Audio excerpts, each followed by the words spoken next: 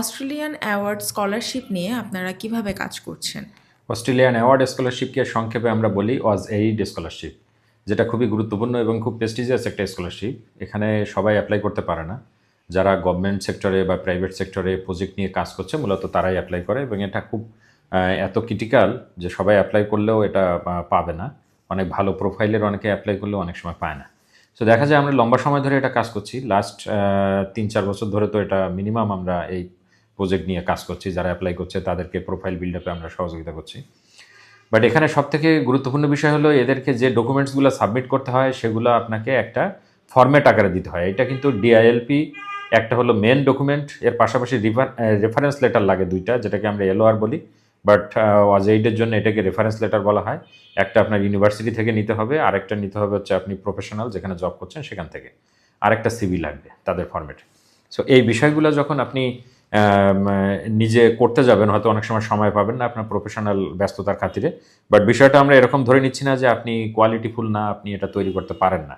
আপনি অবশ্যই তৈরি করতে পারেন। বাট এখানে যে ইম্পর্টেন্ট বিষয় যেটা হলো, এটা তৈরি করতে আমরা সময় নিব মিনিমাম 20 থেকে 30 দিনের মতো একটা টাইম লাগবে। আপনি যখন ডিআইএলপি নিয়ে আমাদের সাথে বা ওয়াজাইড নিয়ে কথা বলবেন, আমরা প্রথমে জিজ্ঞেস করবো যে ডিআইএলপি, যেটাকে আমরা development impact and linkage plan বলি, এইটা যখন আপনি তৈরি করবেন এখানে যে ইনফরমেশনগুলো লাগবে সেটার জন্য আপনাকে মেইনলি আমাদেরকে পাঠাতে হবে হলো দুইটা প্রজেক্ট। আপনি যখন ওয়াজেইড স্কলারশিপে অস্ট্রেলিয়ায় যেতে চান, অস্ট্রেলিয়ান গভর্নমেন্ট আপনাকে এই স্কলারশিপটা ওই জন্যই দিবে যে ওই স্কলারশিপে আপনি মাস্টার্স করে দেশে ফিরে আপনি গভর্নমেন্টের ওই রিলেটেড প্রজেক্টে কাজ করবেন।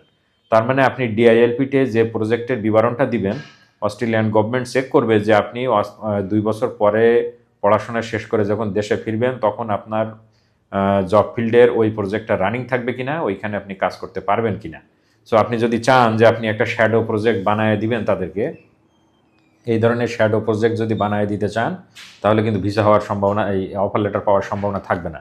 সো যারা গভর্নমেন্ট সেক্টরে জব করছেন তাদেরকে গভর্নমেন্টের যে সেক্টরে আপনি জব করছেন ওই সেক্টরে আপনার কোন প্রজেক্টগুলা নেক্সট সামনে আসতে চাচ্ছে, নেক্সট বছরগুলোতে আসবে, যে প্রজেক্ট বা ডেভেলপমেন্ট প্রজেক্টগুলো আসবে গভর্নমেন্টের, ওই প্রজেক্টে কাজ করার জন্য আপনার নলেজ দরকার। সেই নলেজটা গেদার করার জন্য আপনি এই মাস্টার্সটা করতে যাবেন। এইভাবে দুইটা প্রজেক্ট আমাদেরকে মেইল করতে হবে, আমরা ওই প্রজেক্ট অ্যানালাইসিস করে কোনটা নিয়ে খুব ভালো লেখা যায় সেই অনুযায়ী আমরা এই ডিআইএলপিটা রেডি করব।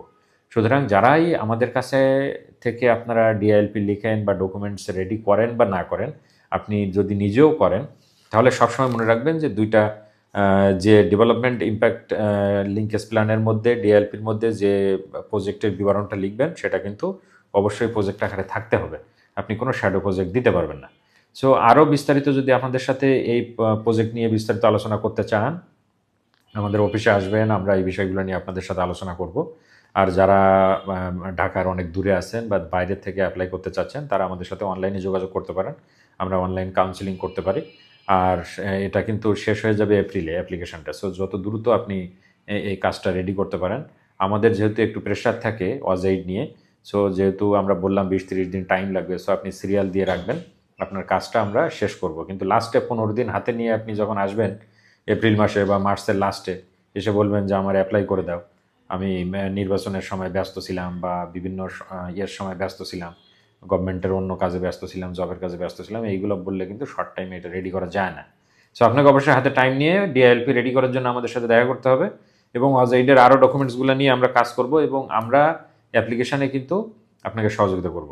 কীভাবে ফর্ম ফিল আপ করতে হয়, অ্যাপ্লিকেশনের কিছু স্পেশাল কোশ্চেন থাকে ফর্মে, সেগুলো কীভাবে নিয়ে কাজ করতে হয় বিষয়গুলো নিয়ে আমরা আলোচনা করব। আমাদের সাথে আপনি অ্যাপয়েন্টমেন্ট নিয়ে এসে আলোচনা করবেন, আমরা আপনার অস্ট্রেলিয়ান অ্যাওয়ার্ড স্কলারশিপের ডকুমেন্টসগুলো নিয়ে কাজ করব। ধন্যবাদ।